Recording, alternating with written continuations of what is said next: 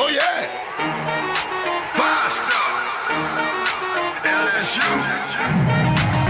I said, they ain't ready for the LSU. No, they ain't ready for the LSU, huh? They ain't ready for the LSU. No, they ain't ready for the LSU. We the best in the league if you looking for talent. LSU going hard, but we beat Alabama, then we going off to Florida. Drown the Gators, everybody getting bucked when we step in the stadium. This the LSU anthem, you know it's a hit. You don't know another rapper two-step like this. See me screaming out the window, yelling purple and gold. I'm an LSU fan, girl, you know how we roll now. Back and back it on up. Hey, back and back it on up. Hey, back and back it on up. Hey, back and back it on up. Hey, way down in the back.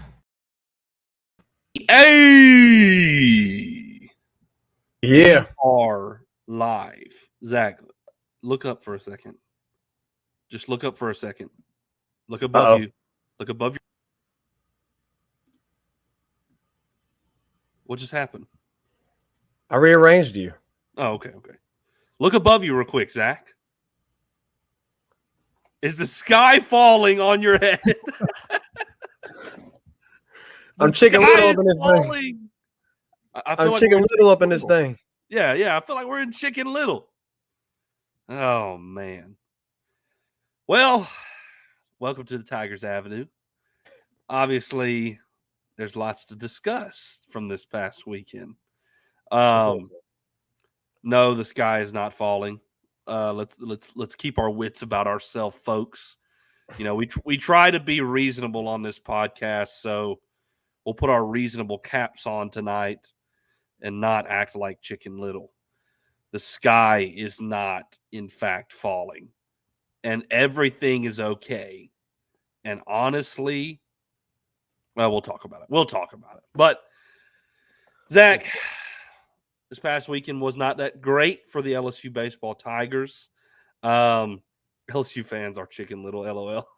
They are, Carl. They are. Way too many LSU baseball fans treat each baseball game with the significance of a football loss. And you just can't do it. You can't. That's a very good point. That's a very good point. Like, literally, the same reactions that I see in the fall when LSU loses is how they are. It's the exact same from this past weekend. And anytime you gotta understand the difference between sports. I mean, the gravity of the games are not as weighted because you play so many more. Oh boy. I'm trying not to rant. I'm trying not to. Oh. On the LSU fans, I wouldn't blame you. LSU fans, Lord have mercy. Twitter be making fun of Facebook fans. They just as bad sometimes. They just as bad. Honestly, yeah. I mean, man. Oh my goodness. Anyways. The negativity is at an all-time high, like it typically is right now. You did lose your first weekend series. It stinks. We'll get into the details of those games. But, Zach, on a positive note, man, Paul Skeens is SEC Pitcher of the Week one more time. Yet again. Season, and I won't be surprised if it happens again. I mean, Paul Skeens goes up there, puts up career numbers, and continues to do what he needs to do. Of course, after that, it wasn't the best. And I see a lot of people saying, man, we just got Paul Skeens and that's it. We just got Paul Skeens and nobody else. We just got Paul Skeens. Outside of Paul Skeens, LSU is just another baseball team. Really? We're just another baseball team outside of Paul Skeens? When this is the first time we've lost a weekend all year? Really? If this is the first weekend we've lost all stinking year, that means we have pitchers outside of Paul Skeens that can get 27 outs. Anyways, Zach, I'm trying to keep my cool. For the record, I'm pretty sure like coming in like to the season, like preseason, like when we went through like all of the different series, I can't remember exactly, Reagan, but I'm pretty sure I predict this going 7-3 in the series. Okay. Or something like that. Or like maybe it was like 6-4 or something like that. I can't remember exactly, but like in the SEC series? Yeah, in the SEC series, like yeah. Even though you had the talent that you had, like we predicted ourselves to lose games and lose series well before this one. And it's better than what we thought. It's than better. What we predicted. Yeah. It's better than what we projected. It's better than what we thought. I certainly did not think LSU was going to go undefeated in the weekend series. I thought they would win, at the least 6, at the most, maybe 8 or 9. I thought 8. I thought 8. And here we are sitting with the potential to only have one weekend series loss. You're going to host State, who's not a good team. And then you got to go play a scrappy Georgia team on the road, and that's going to be a tough one. But either way, let's just say worst case scenario happens. You've won seven SEC series. Like, that's phenomenal. We also mentioned, you want to be at, 20-10 is a good landing spot for LSU. A lot of people talked about that 20-10 seemed like a very achievable goal. A lot of people were saying, that's the goal. Let's get to 20-10. Right. And right now you're in the spot where if you win both of these next 2 weekend series, you've done better than that. So it just amazes me how much people have fallen apart. And I agree. I completely agree with your take. I think it was a really good point that you made, that like people are treating this like a football loss, and they're not the same. And let's think about this, Reagan. So Blake made a good point. Or I can't remember exactly who it was. Maybe it wasn't Blake. No, I think it was Blake. He tweeted, in 1997, LSU played Alabama 5 times in 1997. Yeah. Okay? Yeah. They played them in a regular weekend series. They played them in the SEC championship game, and they played them in the national championship game. Yeah. They got the doors beat off of them 2 games in the weekend series, regular season weekend series. Beat them in one of those games. They got the doors beat off of them in the SEC title game, but then they beat the doors off of them in the national championship game. Guys, this is baseball. It's just baseball. That's how it goes, man. Does anybody watch the MLB? This is why you play like 1 million games in a season, because that is the nature of baseball. That's how the sport works. You can't just this is not a football season when you play 10 games, 12 games. Or 12 games, in a regular season, whatever it is. It's a completely only 8 conference games. And yes, only 8 conference games. Yeah. It's a completely different there's only 8 sport. conference games, the significance goes extremely high. You play 30. Like LSU's at a phenomenal spot right now. They're 37-10 on the year. You're number 2 in the country. I understand, like, you lost the first place position, but I'm not upset about that. Honestly, I'm okay with it. But look, also, okay, so 1997. Let's go back to 2009 or earlier. In the 4th weekend or 3rd to last weekend series, LSU, who again preseason number 1 in 2009, ultimately became the number 1 team in the country, winning the national championship over Texas. They played Tennessee, who was 2nd to last in the SEC that year, and got beat that series at home in Baton Rouge. Played bad and got beat. And they made some adjustments, which is what Jay is going to do. He has made it very clear that he's going to make adjustments, which we will discuss in the second segment. In 2009, they lost a series to Tennessee, who was a bad team, who I think, to be honest, was in that day and age was a worse team than what Auburn is this day and age in this weekend series. Which Auburn just came off a win on the road. They just beat South Carolina on the road. Dang near swept them. This isn't, like we lost to Missouri or, we lost to State, like at it's home. Auburn. Like, they're going to be in the tournament. They went to Omaha last year. They're going to make a run this year. Like, let's chill out. Let's chill out. So, I mean, Reagan, let's get into the games a little bit. I'll let you get started there. Yeah. So game one, I mean, there's not much to say about game one. Not much to say about game one, but there is something to say about game one, though, that plays into the rest of the games that I think is really the determining factor of this weekend. Mm-hmm. Everybody, and Zach, we were talking about this a little bit. Everybody is so stinking focused on the pitching. Guys, I really don't think the pitching this weekend was that much different than it was the entire season. Like, yes, Christian Little had a meltdown on Sunday morning or Sunday afternoon at 1:00. Like, he fell apart. It's really an outlier. Like, that is an outlier. And it really just set the tone for the game. And, like, they went from there. I mean, you score 6 runs in the first inning. I mean, it is a horrible start to the game. And Almost they had over set the by tone. The game, like, the stadium, I mean, was really full on Sunday because they had a chance to knock off the number 1 team in the country. And Christian Little walks in and just, can't find the strike zone. The first game, the first game, LSU wins. Paul Skeens goes out there and pitches 15 strikeouts and has his career best game. But LSU only scores 3 runs, and two of them happened on the third pitch of the game. Yeah. And then you scratched a run across with Milazzo later in the later innings to get you some kind of insurance.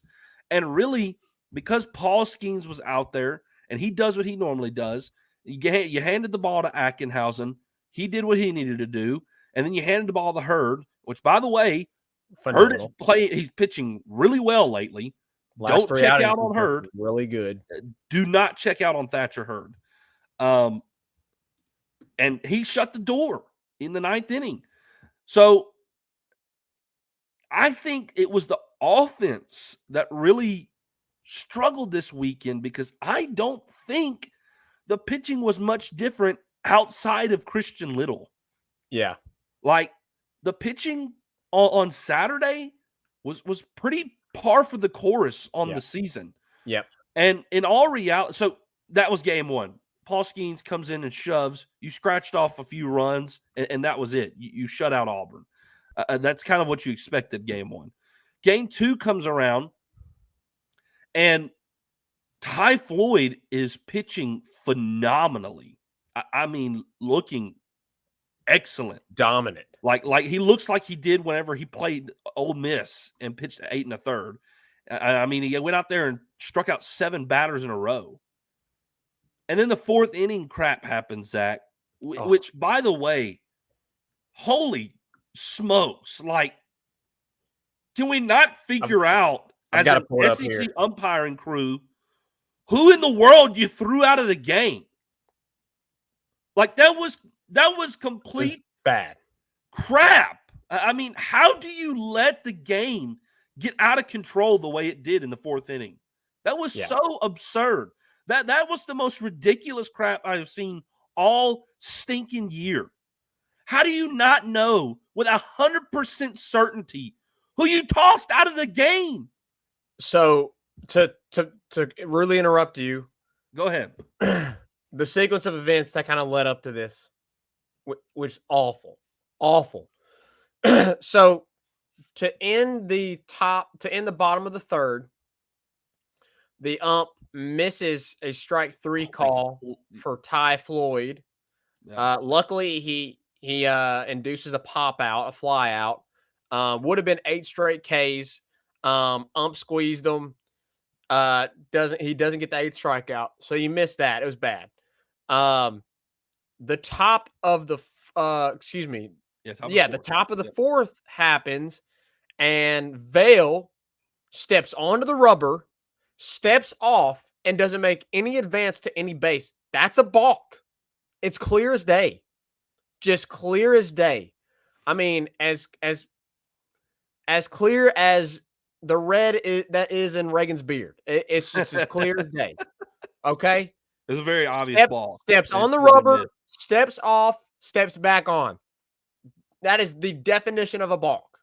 And it's not even one of those questionable ones where like it's like a small movement or something, you know, How far did he lean? Like how far? Yeah, there's nothing like that. Like it's a straight up balk. Umps completely missed it. Not a single ump caught it. The first base ump didn't Jay catch immediately went out there. Jay immediately went out. He was pissed. And then the umps have the audacity to call a touch and go on the balk on Ty Floyd on one that he actually threw. He made the throw to first. I get it. It was a balk. Like, I get it with the foot thing. Like, it was a balk because he made the slight advance to home plate and then threw to first. I get it. I get it. Correct. But, like, it wasn't even as near as bad as the balk was that they had missed. So, like, I'm like, if you know you clearly, blatantly missed that one, like, you probably need to let that one slide. Yeah. Okay? And so, obviously, Jay's pissed. He's pissed. That was pissed. And so he comes out and, like Ty was rolling. Ty was rolling. He walks the first guy. Okay, no biggie. You can work out of that. And then you have the balk and everything breaks loose. Everything breaks loose.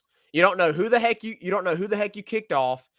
You have a long delay in which Ty's just standing there, not getting to throw, not getting to warm up, nothing, just standing completely there. Icing him. I mean, just icing him. You finally get to where you're in the game again. He gives up a single, but then he settles in. He settles back in and gets a strikeout. He gets a strikeout, and you're going, okay, all right, he's going to settle in here. And what happens? Butch Thompson comes out, and he starts arguing because, again, the umps didn't do their job, and they didn't know who the heck they booted. They don't know who the heck they kicked out the game, who they ejected. Crazy. And so Butch Thompson comes out, and I don't know if it was strategic or if it was on like just at that moment. Who knows? Because, I mean, Ty had just gotten a strikeout, and he had gotten back into form. Like, he was, the way he was pitching, the way he was landing his pitches, and in that at-bat, looked like Ty. He gets the strikeout. Then Butch Thompson comes out and does his mess. Jay Johnson comes back out, and it's a whole ordeal. And then Ty has to sit again, right? And then you have a walk, and then you have a wild pitch, and then you have another walk. And Ty's still in the game. He settles back in, strikeout. And unfortunately then, after that, you had the pinch hit and the walk, and they run him, okay? I understand part of that, I completely understand, Ty looks off because of everything that happened. Oh, no question.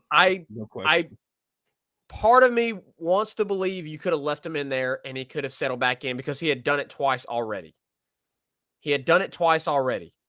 2 times they had caused a major, major delay in the game, and Ty struggled on the next batter after that, but then the following batter, both times he struck the guy out. I want to believe you could have given Ty a longer leash. And I understand, a lot of people are like, hey, like, it's on Ty. He's got to be able to shake that off. Like, but people don't understand, like, when you're pitching, like, I wish we had Chris Mooney on right now. Like, it's a rhythm thing. Like, you got to be in a rhythm. There is routine. There is the mechanics. The mechanics, everything it's all about timing with pitching. Timing plays a major, major factor into pitching. And this threw his timing completely out of whack. And Ryan made a good point. You also had the blunder of the pinch hit that was late. They bring the guy up. He's literally walking to the freaking plate. He's on the plate, and they're like, oh, no, come back.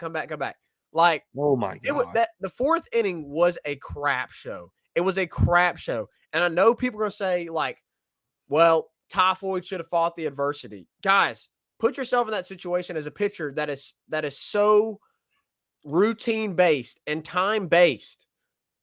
I mean, think about Skeens. You know, the one time that everything was thrown off, what had to happen? He had to come out the game. He had to come out the game because everything with pitching is specific. It's very detail oriented. And South so, Carolina. You're talking about South Carolina. yes, in the South Carolina game, like he had to come out because it's done. Like You sat he's an hour. done. You sat an hour. You sat an hour, you're done. Like the umps, and I will say a little bit of it's on Jay Johnson. Like he needs to realize that and like get out, like be done. You know, like in the conversation. But also they kept coming back to Jay, and they're like, They did. Is it the right guy? Which one is it?" They did. Like, and freaking when they were like, when the freaking home plate umpire turns back around and goes, "Oh, that's the guy," and then Butch Thompson comes back out again, and he's irate and he's sitting there telling them, I told you wasn't the right guy. I told you dude, Butch Thompson, the second time he came out, chewed on them for like 5 solid minutes. Like at some point, you got to send him back to the dugout and keep the game going. Exactly. How do you allow him to chew you that long? It was we have a pitch clock now, and we're allowing coaches to come out and chew on the ump for 5 minutes. That's the longest I've ever seen it without the coach being tossed. That is the longest I have ever seen a coach chew an umpire. I'm not saying that game 2 is on the umps, but man, it played a massive role. It played a massive. They scored 3 runs in that inning. They scored 3 runs in that inning where you probably, where in a normal situation, you probably limit them to 1. Now that is completely, what if, completely just hypothetical, but the way Floyd was pitching and the way he did pitch even after the rest. And I love how he responded. Ty, went to Jay afterwards, like, I shouldn't have let it affect me. And I did, and it did. But I don't blame him because he's a pitcher. It's detail oriented. I mean, I've stated that enough. So extremely, extremely frustrating 4th. But Reagan, you bounced back in the 5th. Yeah, you did. And this is where the problem, like I had a huge problem with the 4th inning. But man, you do have to lay it at the offense. Like you have to lay it at the plate. Lay it at the plate's feet this whole series because your offense could never get going. I mean, Zach, I think Dylan Cruz had 2 hits on the whole weekend. Maybe. I think he had. I know he had 1 going into Sunday, and I know of at least 1 hit that he got Sunday. So I know he had 2. Y'all can correct me if he got one. He probably got 1 maybe after I quit watching on Sunday. But I know that at some point he got a hit on Sunday, and it was only his 2nd hit of the weekend. Like Dylan Cruz had a rough weekend at the plate. I think this is why you can't melt down about this stinking series. It is such an outlier from the rest of the season. It is a complete outlier, and that is baseball. You will have games, you will have series where your best just can't get it done because that's how baseball works. It is so stinking hard to hit a baseball. It's probably the hardest thing to do in sports. I would say that and play DB are the 2 hardest things in all of sports to do. And it just felt like he was off. He was like missing pitches by so much. Like, I mean, I don't know how many stinking pop-ups he had. He was just barely missing, just getting under them. And it just wasn't his weekend. He had an off weekend, and that's baseball. Christian Little goes out there and I mean, lays an absolute egg. And it's just an outlier. That's why I feel like we can't freak out about this weekend because it just doesn't happen. Like if you look at the grand scheme of the season, this is a complete outlier. You 3 times you have the bases loaded and you got 1 run out of all 3 times. How many times did that happen this year? Never. Like Tommy White, if I remember correctly, before going into that game, when bases were loaded, was batting .500. Dylan Cruz was 1,000. So, and you come up against Tommy Vale, and you have bases loaded, no outs, with Dylan Cruz and Tommy White coming to the bat. And you're like, and you only get 1 run across. Like, you just got to tip your cap to Tommy Vale. It just, the offense could not get going this weekend. Like, Cruz is not going to stay down like that. It's just not going to happen. I'd rather it happen now than in a super. Exactly. You would rather it happen now than a super. And look, Dylan's not going to stay down. He's going to bounce back. And I think they respond resoundingly. But I think that's the story of the weekend is the offense couldn't do what it normally does. I think the pitching was really pretty typical. I mean, Sunday, obviously, outside of the first inning Sunday. Yeah, outside of the first inning Sunday. Like, if your offense does what it normally does Saturday night, you win the series. Yep. Like, you win the series. Yep. Like, bases loaded, no outs, Dylan Cruz, Tommy White coming up. Typically, you're probably getting 3-4 runs out of that situation. Because you're expecting Dylan Cruz to get a hit, and then you're expecting Tommy White to follow it up with a hit.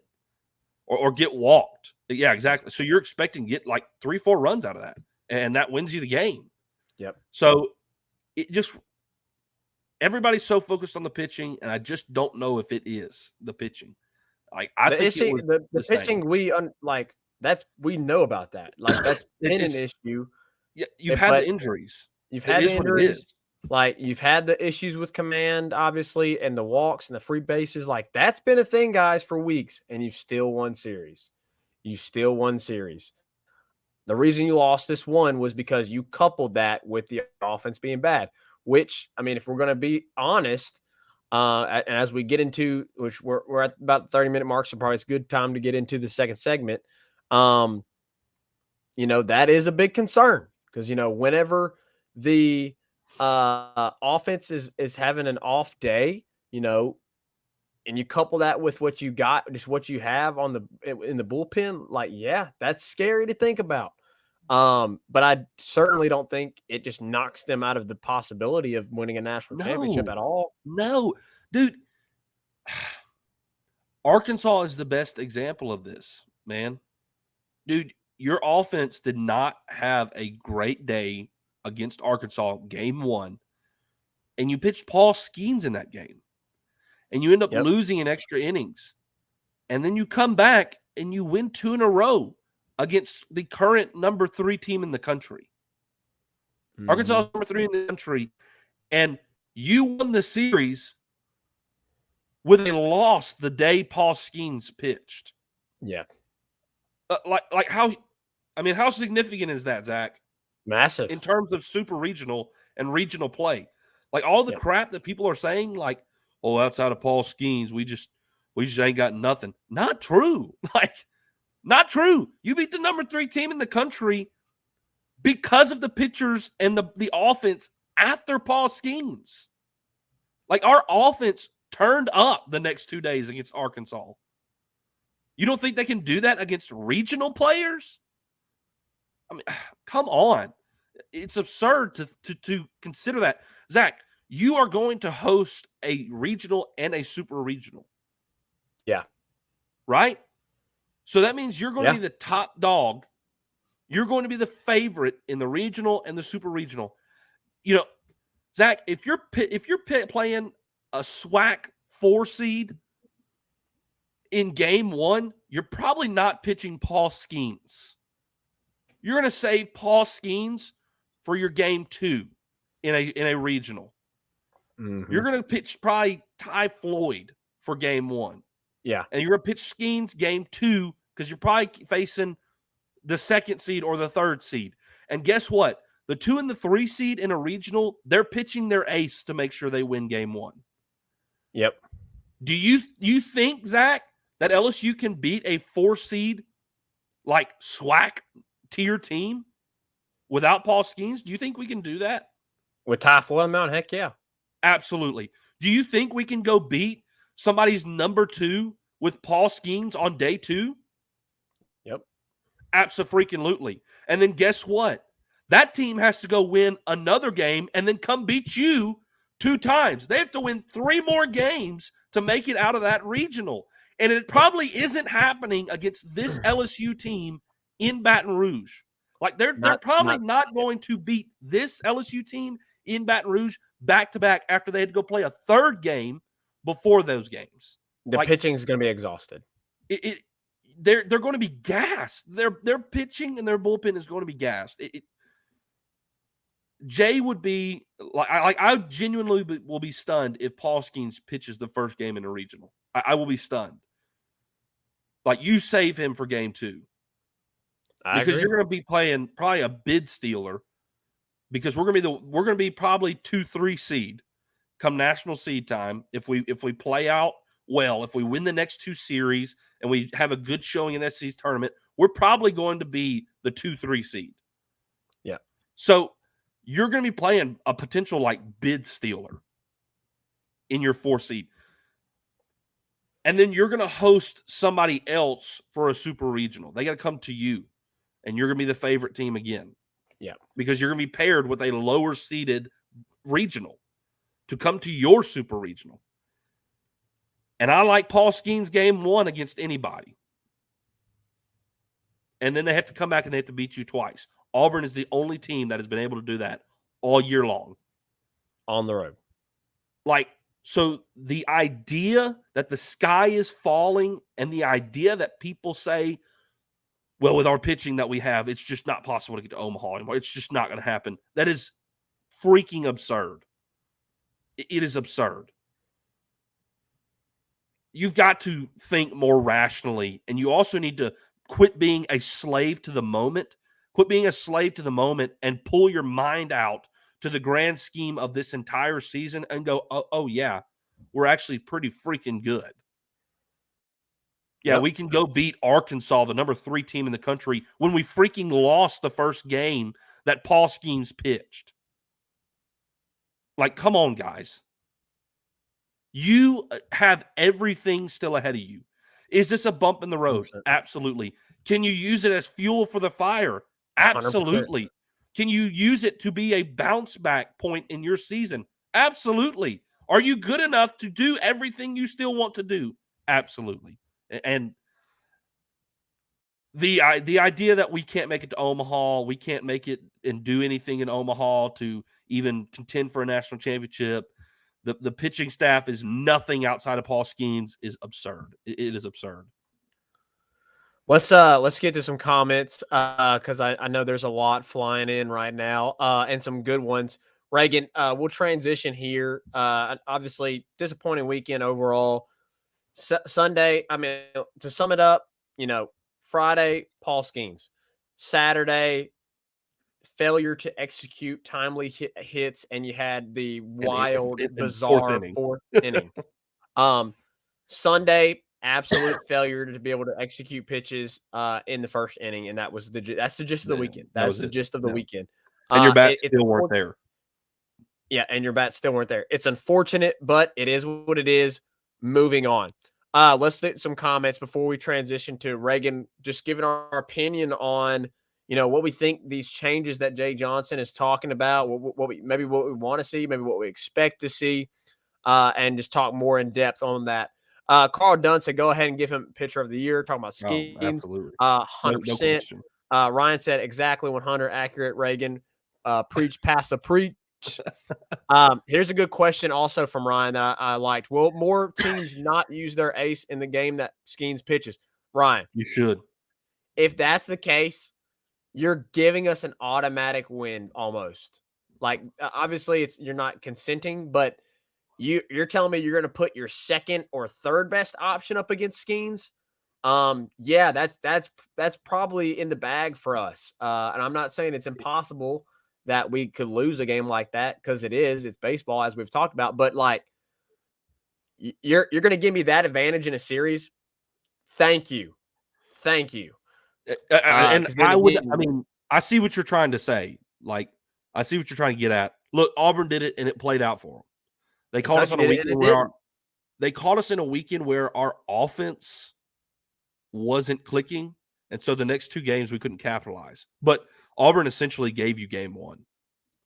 Robert mentioned it. In 2009, LSU lost the same time of the year and lost badly the whole weekend, and went on to win. It happens. I'm not worried. Thank you, Robert. So there is some sane LSU fans out there. Dude, Adam, he said again, it's the runners left on base. What were we saying, Reagan? Yeah, absolutely. Absolutely. The runners left on base. It was a major issue. Yep. Carl said 14 left on base Saturday night. Bases loaded 3 times. What I was about to say, Zach, was the last time that an SEC team won all of their SEC series in recent history, the only 2 teams in recent history was 21 Arkansas and 2013 Vandy. Neither one won. Your last 2 national champions were SEC teams, and neither of those I just named. Correct. Ryan said, I feel bad for Ty. Robert said Ty's going to bounce back. It's going to make him a lot more stronger. Yeah, I agree. Ty's already been pitching well. There's people that are saying like the number 2's up for grabs. Guys, it's not. It's not. And I understand.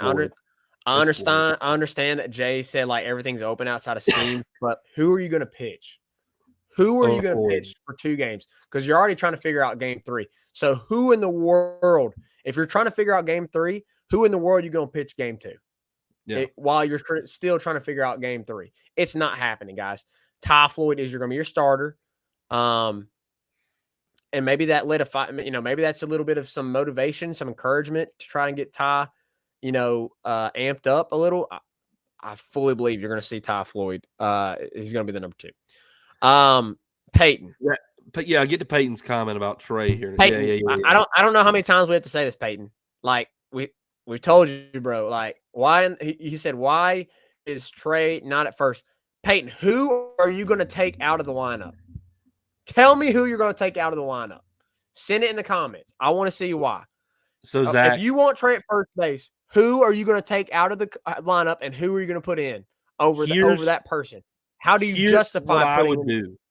Here's what I would do if you wanted that. Like because I will say Jared Jones has been not picking some balls that Trey would pick. Hey, guess what? Tommy White has not been the best at third base. You going to take him out the lineup? It's true. No. So Tommy White has been frustrating. He's had a lot of if you're going to argue about Jones, it's like Jacob Berry last year. If you're going to argue about Jones, if you're going to argue about Thompson, then you dang well better argue about White too. But you're not going to take him out the lineup. You're not. You're not going to take Bear Jones out the lineup. You're not going to take Tommy White out the lineup. And you're not taking Jordan Thompson out the lineup. So it's a mute issue. It's a mute issue. I don't know why we keep getting that question asked. It's a mute issue.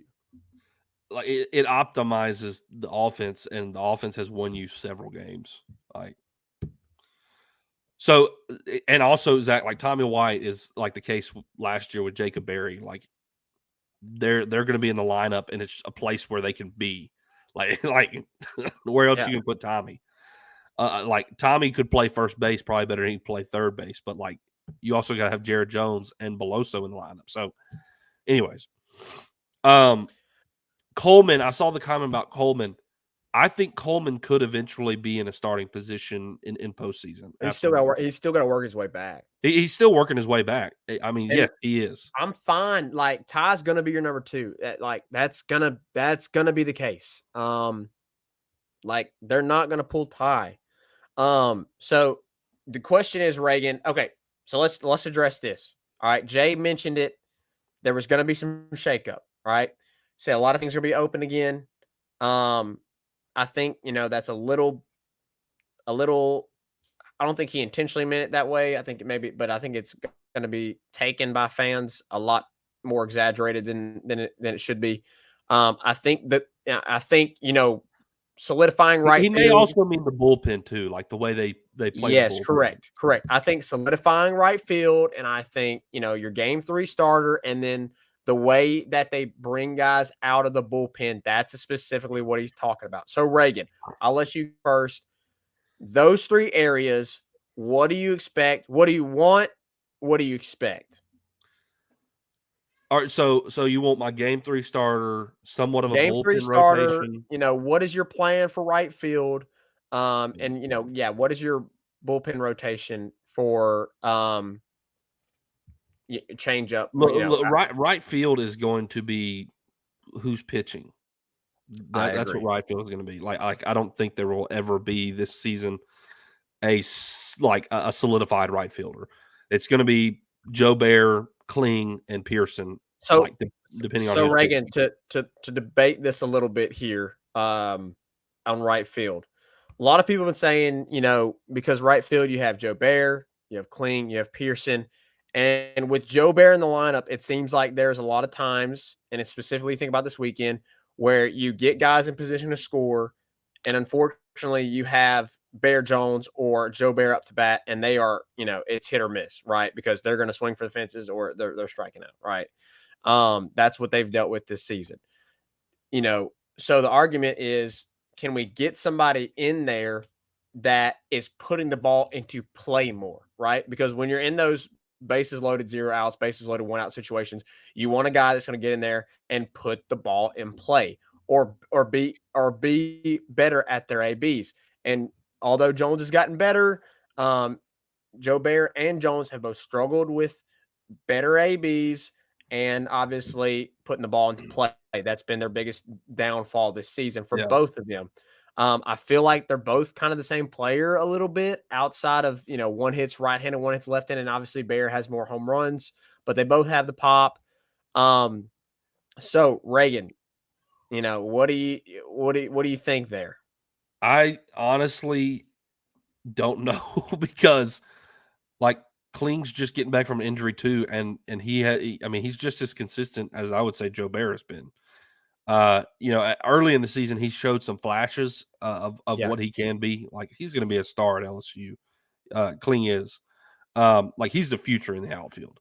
Yeah, he's going to be your center fielder next year. Yeah, he's the future for sure. Probably. Him or Stevenson. So, again, I still don't know. There's times when Joe Bear has been hitting base hit. I mean, for a while there, he got his average up above 300 because he was hitting consistently. Kling early in the season had his average above 300, and he got kind of on a hot streak of hitting home runs. So I don't know. I really don't know. I would rather see Kling or Joe Bear maybe more than Pearson right now, because Pearson has been, unfortunately, just has not had the season he had last year. He's more inconsistent than the other two. So I would like to see Kling and Joe Bear more often. But honestly, in terms of who's putting it in play more, I feel like it's not too much difference between the two of them. Game 3 starter, some names that you're going to hear, obviously Gavin Guidry, Coleman, Thatcher Hurd. There was another one I was thinking of, but maybe Riley Cooper. Cooper. He started a couple games earlier. I don't know if Riley Cooper is the guy though, because he has such a rubber arm. He could pitch all 3 games out of the bullpen. He just comes in and just continues to pitch. He doesn't seem to get tired. He may not be the most effective guy, but he comes out there and kind of puts it across the plate, and he may get touched a few times, but he's a guy who can go in there and eat up outs. So I don't think it's him. I think it's Guidry, and I want it to be Guidry. I think he's up for that now. I think it's going to be him. So the potential for Hurd is there just because his upside as a starter is better than Guidry's. I mean, you saw what he did the year before. Again, I mean, we know what he did at UCLA as a starter. That potential is there, but right now he's comfortable in his role, and he has been executing very well when he has come in. So I say keep him there, and I roll with Guidry because Guidry has been really solid, and I think Guidry can come in on game 3 and give you a solid 4 innings, and that's what you need on a game 3, and I'm good with that. So I would go Guidry. In terms of the bullpen, I really thought what I thought was going to happen, and I wanted this to happen whenever he brought Ackenhausen out on Friday. I want it to be Skeens, Ackenhausen, first out of the bullpen. Because a while for there, it had been Skeens, Herring. I want it to be Skeens, Ackenhausen, and then Floyd, Herring. That is 4 arms that can eat you up a lot 2 whole games. And that's what I was about to say. Dang near 2 whole games in 4 arms. So, Okay, Doug, that comment. Oh my goodness, that comment about Herring, dude. We'll go Come to it. on, come on, man. Dude did not choke under pressure. The dude walked into a hornet's nest. He walked into a game where a guy had not recorded a single out yet and had walked 4 guys, like to start the game. Like, And he's a true freshman. he's a true freshman walking into a bloodbath and there's sharks swimming in the water. Like, He didn't come on, choke. man. He didn't choke. He's He didn't immature. choke. Like, that's a huge moment to come in, and that's tough as a freshman. I don't think he choked. Like, I hate to say this. I think Little choked, but He's a veteran. anyway. He had a clean slate. And they gave you a lead in the first inning, and you came in and let the barn doors open for Auburn. And it was so much unearned, like 6 walks, 6 runs. Anyways. But my bullpen, I want to see Herring first in the second game. And I want Ackenhausen to be the guy who follows Skeens. 100%. And maybe Hurd can close both those games out if you need him to.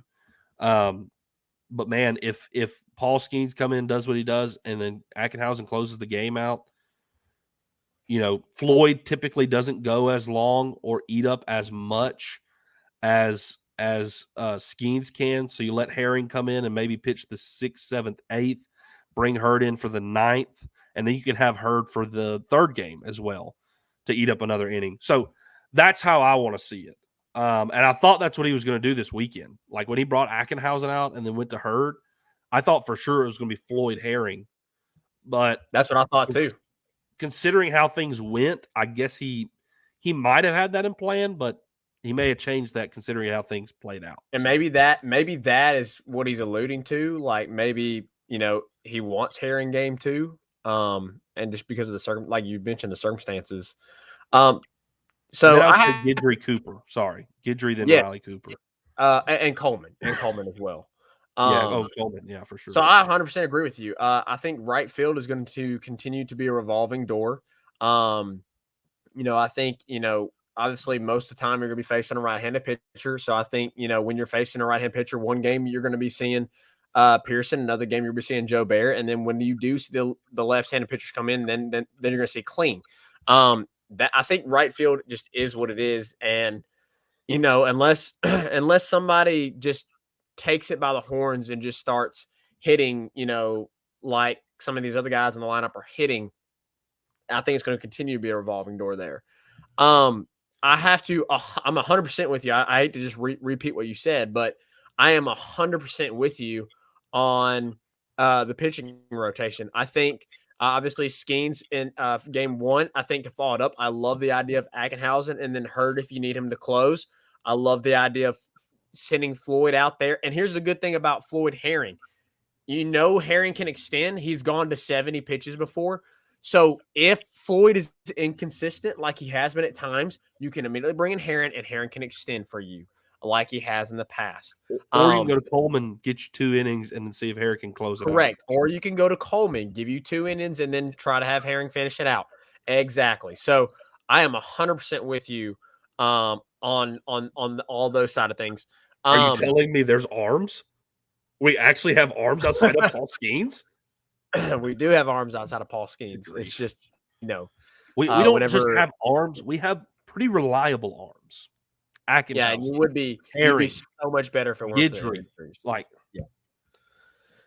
Think about how good you're gonna be next year because of the experience these arms are getting this year, right? Yeah. I understand I understand the roster, the lineup's not gonna be even close to what it is this year. I completely understand that, but just think about.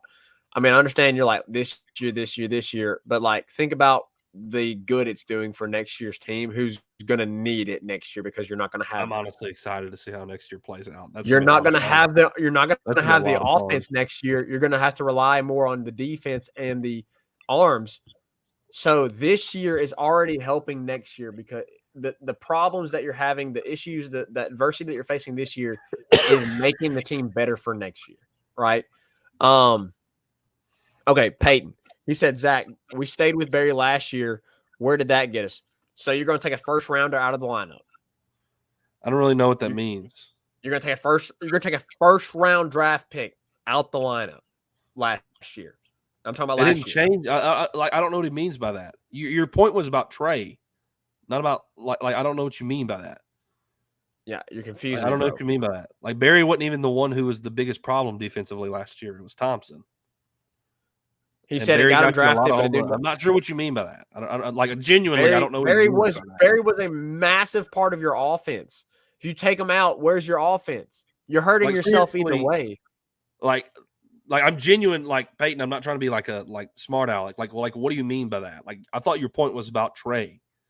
Like what do you mean? Where did Barry get us last year? So he wasn't the best defensively, but he was a great. I mean, he was a great bat in the lineup. Like I'm not sure what you mean by that. Peyton, since you're adamant about certain things, I want you to give me your lineup. I want you to give me your starting 9, your lineup. Go ahead, send it in the comments. I want to see your lineup, and then I want to see your starting 3 pitchers. Okay, let's start there. I feel like because obviously we're trying to talk over messages here. Maybe we're getting a little confused. So I want you, Peyton, to send me your starting lineup, who you're going to start, who's sitting, where they're playing, all that good stuff. I do agree with Peyton. Guidry didn't phase. He seems to have that mentality, Reagan. Like he just comes in and he just doesn't have him. He doesn't allow anything to affect him. He's true freshman, and he came into what Harry came in. He shows an emotion. Obviously, he gets fired up. You know, dude, you're down 6-1. He gets a strikeout, and he's over on the sideline just like yelling at him. Yeah, like he's fired up. Like I love that. Let's see. I think Guidry is the right direction to go, and that excites me about him. The attitude, the confidence, the nasty breaking ball to go along with the mid 90s fastball. I agree. Reagan, let's take a quick break. Allow some of these other comments to populate. Maybe allow time for Peyton to get all of his stuff together. When we come back, we'll address more LSU baseball. We'll also discuss this guy we just recently added in the transfer portal for men's basketball. We'll mention the 3 players LSU is looking at in football. So we'll discuss all of that, get some LSU Lagniappe right after this. 5-Star Hero, your intro and outro music for the Tigers Avenue show. They ain't ready for that LSU. Go check out all his other music on all the major platforms. Don't forget to follow him on Instagram at Saints Anthem and at Twitter at One Nation Doty. Don't forget to check out his Facebook page for all his Saints and LSU merchandise.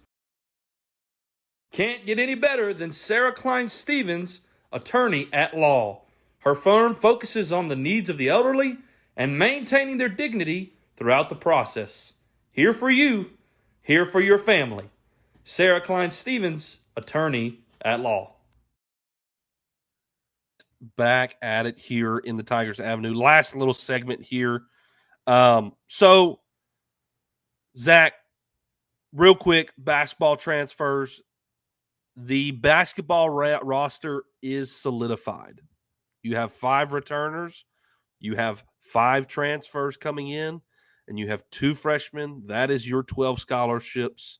So you've wrapped it up basketball-wise, and I'm pretty excited about what Matt McMahon has done in terms of getting guys who can score, getting guys who can get you great minutes, depth. So I'm pretty excited about this team. You bring in Jalen Cook, who, Zach, is probably going to be one of the top guards in the SEC next year, if not the top guard in the SEC next year. He is going to play a lot of meaningful minutes, and he is going to put a lot of minutes. Like he's going to be a 35-minute game. He's your starting point guard. He's going to be like 35 minutes a game next year. Like he's your guy. Who's going to play your number 2? I think it's going to be interesting. Will it be Carlos Stewart? Will it be Jordan Wright? I think they have a lot of flexibility. This, I think your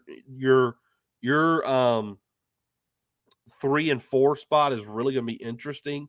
You have a veteran in Mwani who's going to be coming back off of injury who can play in the 3 and 4. You have Derek Fountain returning. You said what? I said, gosh, Mwani's been at LSU forever. Yeah, it'll be his 4th year. You brought back a whole bunch of Louisiana guys. I think there's going to be passion to play for the home state. Will Baker is going to be your number 5, and Will Baker, in terms of like offensive athleticism and ability in a center for a 7-foot guy, I don't know if you're going to find a better one. I mean, there's a lot of really good guys 7 foot, but with his athleticism, his ability to handle the ball the way he does, he's 7 foot tall and he handles the ball like he's a 6'3" point guard. And he shoots it like a 6'3" point guard from the 3-2. And he's 7 foot tall. He can shoot at all 3 levels. He can go in the paint, he can shoot at mid range, and he can shoot outside. You added Hunter Dean, who's going to be a role player. He's the last addition. You needed some size, Zach. We were talking about some size, needing some size. He's 6'10", 230 pounds, like big dude. Definitely can play the 5 if you need him to. When Will Baker comes out, can play the 4. I mean, man, you could have a huge lineup out there if you want to. I mean, Jalen Reed is 6'10". Getting rebounds isn't going to be an issue. Yeah, Jalen Reed is 6'10".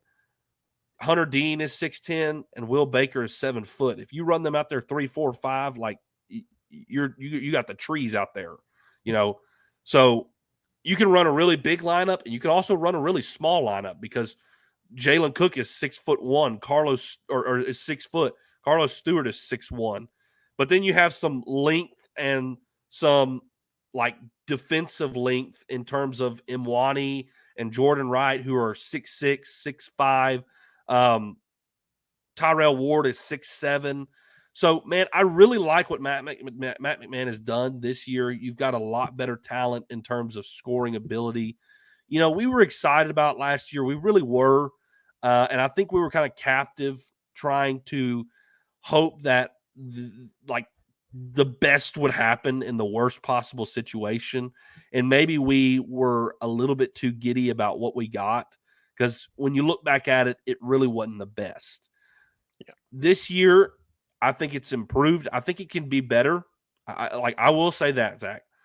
I think we could have done better in the portal this year, but I think it is way better than what we did last year. Right. You got guys who can go out and score, and we did not have that last year. We had, Zach, how heavy did we lean on KJ Williams sometimes? The entire year? He was our crutch. I mean, there were times our point guards, Zach, could not score anything. Yeah. Our 2 guards could not get us anything. I mean, it was brutal at times. Zach, Carlos Stewart, Jalen Cook, you are not going to have any problem from them scoring whatsoever. So it's going to be fun to see how this team shakes up and kind of measures out together. Obviously, you have Derek Fountain also, who's 6'10", by the way. So you have 4 players who are 6'10" and taller. So, and you also have some just elite shooters in your guard position. So really excited about this team, and I'm looking forward to it. Zach, I know you got some stuff on the football transfer portal potential lands. Probably some bigger names than what we were expecting. Yeah. At least what I expected. So real quick, Ray, before I get to that, can you give us a way too early starting 5? Way too early starting 5. Your 1 is definitely. I think there's 4 guys that you could probably say pretty confidently. Yeah, Jalen Cook is definitely going to be your starting lineup. Will Baker is your 5. That's your 1 and your 5. I think Derek Fountain's going to be your 4. I think Derek Fountain will be your 4. I agree. 4. I think Hunter Dean is going to be coming off the bench for both of those guys. Yeah. And then I think Carlos. I know Stewart. This man did not. And I think Carlos Stewart is probably your your second, your 2. We'll get to it. We'll get to it. No way, bro. Okay. Anyways, wow,